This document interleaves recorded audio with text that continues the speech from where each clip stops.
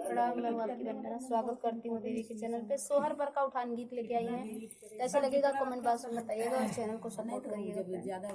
सुनो ननदी के भैया, ननदी ना बोलैबै। सुनो ननदी के भैया, ननदी ना बोलैबै। तुम ही तो राजा मोर जाना बजरिया, तुम ही तो राजा मोर जाना बजरिया। तुम ही सोठ गुड़ लइहो, ननदी ना बोलैबै। तुम ही तो सोठ गुड़ लइहो, ननदी ना बोलैबै। सुनो ननदी के भैया, ननदी ना बोलैबै। सुनो ननदी के भैया, ननदी ना बोलैबै।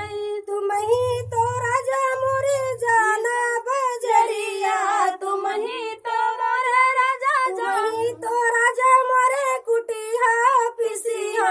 तुम ही तो राजा मोरे कुटिया पिसिया।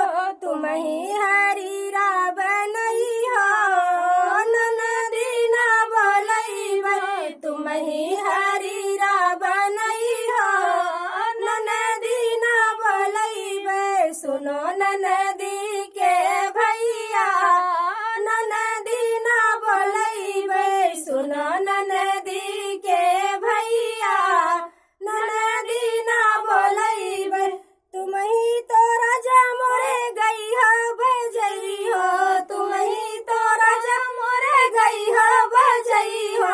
तुम ही सगुन पर नचिहा, ननदी ना बोलैबै। तुम ही सगुन पर नचिहा, ननदी ना बोलैबै। सुना ननदी के भैया, ननदी ना बोलैबै। सुना ननदी के भैया, ननदी ना बोलैबै।